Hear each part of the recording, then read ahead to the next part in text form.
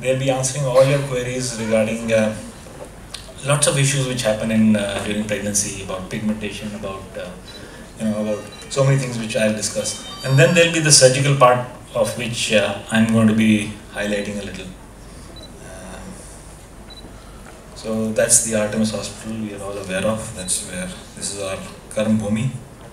And having trained all to the best institutes and traveled all over the world with the best sort of plastic surgeons, world leaders, what I've realized is that excellence comes with focus, which means you have to sort of narrow down, and made a decision to do only cosmetology gradually. So these are the things which happen in the body.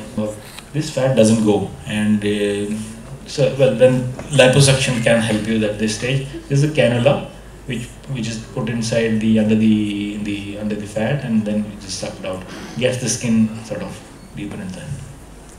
So just a few examples how it's done. I thought it's an opportunity to just share with you. This is how we do it, and that's the cannula, and that's the tube which is carrying all the fat here, and that's what it looks like, collected in the jar. Just a few examples. 30% of our work is medical tourism, and medical tourism is a competitive world, and we are very proud that we are able to attract the best. And that's liposuction. These are subtle changes, just subtle changes pre and post op. And then there is another case of liposuction. Here, that's the scar. See, that's the fat which is collected, and that's the scar of liposuction. Very faint and small, and so on. Another of our cases, and these are saddlebags, and that's the saddlebag. That's the love handle. Liposuction done. Another case of ours, and these are very just immediately after surgery. That's the kind of corset or garment one has to wear. And for the arms, and then these are bra rolls, and fat collection, liposuction before, after. These are bra rolls. Abdominoplasty, tummy tuck. Some of the people have asked us to sort of combine it with the cesarean. I really do not recommend that. They should come at least 6 months following childbirth, preferably longer.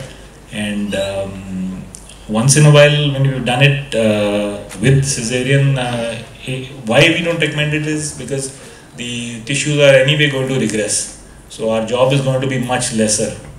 And the uterus is also big, so it's not sort of regressed inside the pelvis. So all in all, it's better to wait for at least 6 months. And but we have done it a couple of times when they've asked. So this is what is happening in abdominoplasty or a tummy tuck. And what is happening is, this is the scar, the same cesarean scar. It's extended this way. The whole skin is elevated. The extra skin, redundant skin, is brought down, and a new opening is made in the for the umbilicus. So the umbilicus is delivered out. And when we take away all this thing and raise the flap up to the rib margins, we call it a full tummy tuck. And sometimes we have to do just a mini when the collection is only in the lower abdomen. That's called a mini tummy tuck. Couple of examples. I'll just quickly go through them just for increasing the awareness that that's what tummy tucks are. You can see the striae, these are the striae. Well, you can't get rid of all of them, but you can get rid of whatever can be removed in the excised specimen. And a little extra liposuction in the midline, just to create that slightly athletic image. And similarly, another of our patients, she was a sprinter, and greatly pleased with the results. And, in fact, we combined it with a gynecological procedure with one of our gynecology colleagues.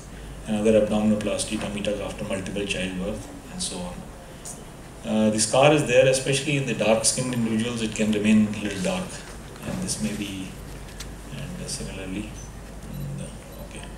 Breast augmentation. The breast is enlarged, but after childbirth, after lactation is over, the parenchyma and the fat regress. The envelope stays big, so there is laxity and ptosis. Ptosis means there is sagging, and one way to address it is using a silicone implant, which are placed below the breast or below the muscle.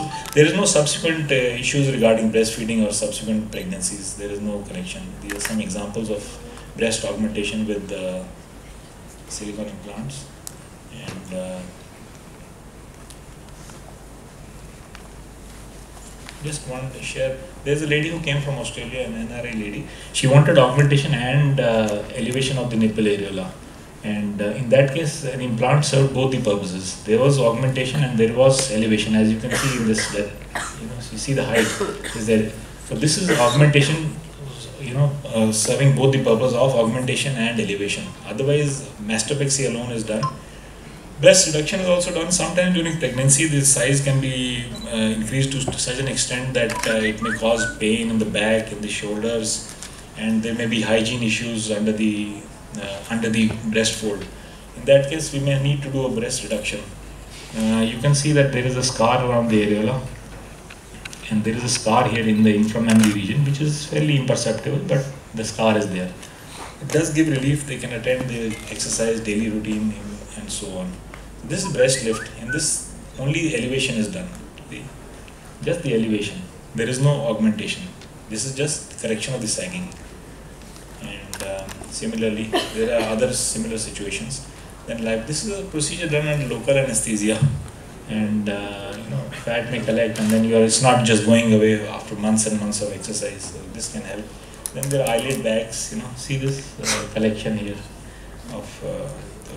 Fat grafting is another cosmetic surgery procedure for improving the skin texture, lip augmentation. I'm just going through it just to tell you that these things are available and they're right here under one roof. And some people combine the abdominoplasty with a little, they've been thinking about it, so they get this little laser. And that's an unusual operation that we've been doing recently. And because the hand is giving away the age, so we do a fat injection and to take away. Then Botox and fillers are, again, I would recommend, there is no evidence, but I would recommend to postpone that after the childbirth, after the breastfeeding is over, just to keep things simple. This is for the grooves and so on. So this is the surgical part that I have dealt with. The non-surgical part is this one, and we have colleagues here who will be able to answer all these things about laser hair reduction, about peels, dermabrasion, about lasers for pigmentation, and for skin resurfacing, thread lift, skin tightening. These things you may read in the newspaper. These are non-surgical skin tightening, make you look younger. And these things are now available in our center. Body contouring, non-surgical body contouring, med contour pools. This is heating the fat, this is freezing the fat. All these things have now become very popular, and some of them are FDA approved, and all you may have read in the newspapers, and we are happy to answer all queries regarding this. And these things are available. Thank you for your kind attention, and that's our surgical team. And thank you so much. If there are any questions, please let me know.